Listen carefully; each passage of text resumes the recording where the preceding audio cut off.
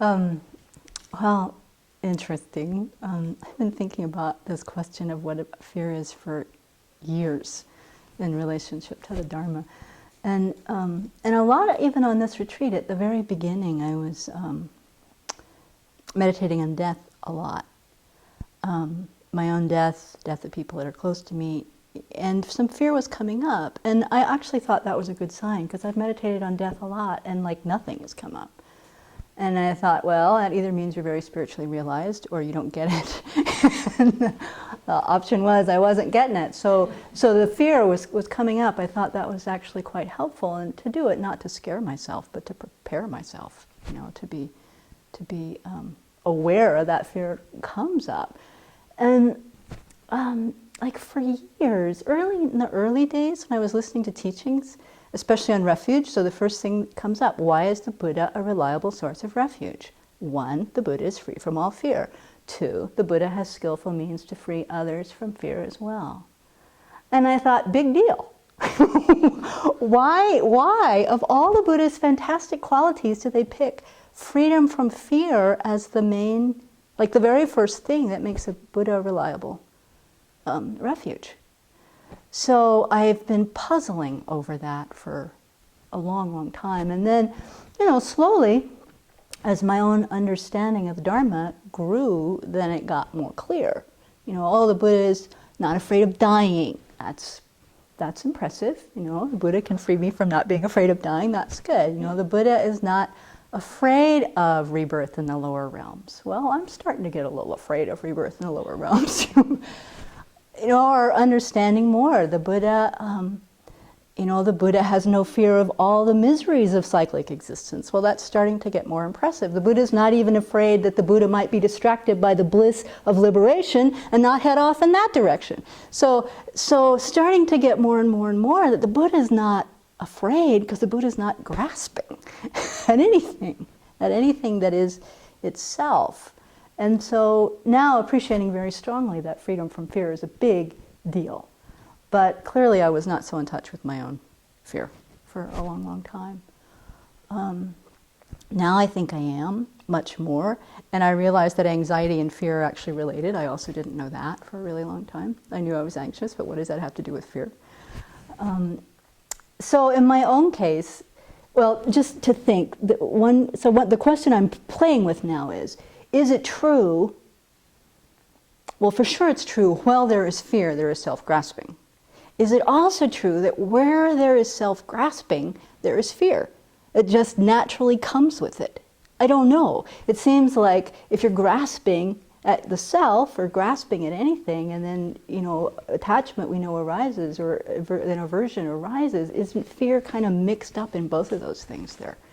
So anyway, that's the question I'm playing with personally at the moment, sort of philosophically. Personally, I, like Kathleen, was raised by an anxious mother, who was raised by an anxious mother, who was raised by a tyrant.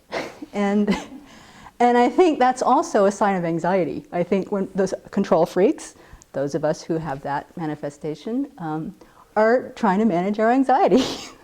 And those of us who tremble with fear are trying to manifest our anxiety, and I do both, which is kind of unfortunate. But I cannot blame my parents. I was famously a good baby, famous in the family. I didn't cry very much. I slept through the night from the very beginning. I was easy to toilet train. They only had to tell me something once, and I wouldn't ever do it again. And a friend of mine heard this story once, and she said, "Oh my God, you were a people pleaser from the beginning." And I think that's true. I came in wanting to please and really being quite afraid of admonishment or any kind of negative response. Really quite afraid of that, and quite afraid of anger.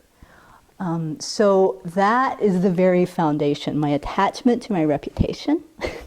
And that attachment to nice words, reassurance, it doesn't even have to be praise, but reassurance, and my aversion to disapproval is really the seat of where pretty much all of my anxiety arises. So I do believe I came in with that, and then I grew up in conditions where that just said it. So among the conditions was that I was the oldest of 4 children, and the other 3 children were not good babies. So as often happens, the oldest child is the one in charge of all the other children.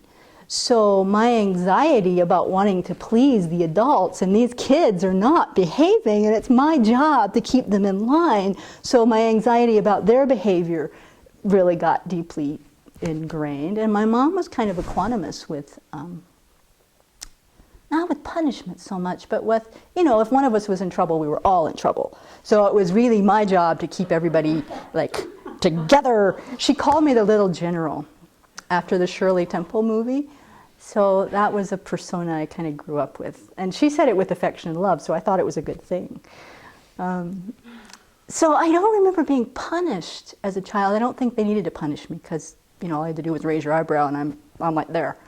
But I did spend Sunday morning, Sunday night, and Wednesday night in church with my grandmother, who, really wanted me to have a good foundation in life.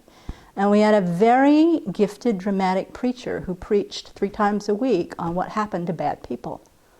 Burning in hell, burning in hell, burning in hell, burning in hell. So that fear of punishment kind of fed right into it. So I still have that. There's kind of this underlying fear of punishment all the time that's there in me. So I would say those are the basics of my anxiety. And as Venerable said when she first talked about this last week, it's a habit. It's definitely a habit of response. So I think there's some other little cultural thing, maybe it's just for women or maybe it's just Southern, but this first response that's kind of like, help, help, somebody rescue me. And people with the right psychological makeup recognize that and come in and rescue you. If you don't have people around you who are doing that for you, well, then you just pick yourself up and carry on. But that's the first response. It's kind of like, help, help, help. So I've developed a lot of antidotes, worked with a lot of different antidotes with fear over time that have been really helpful. Some more than others, but the first one I think is, speeding it up, purify or stop. Okay, then we'll do the antidotes tomorrow. Okay.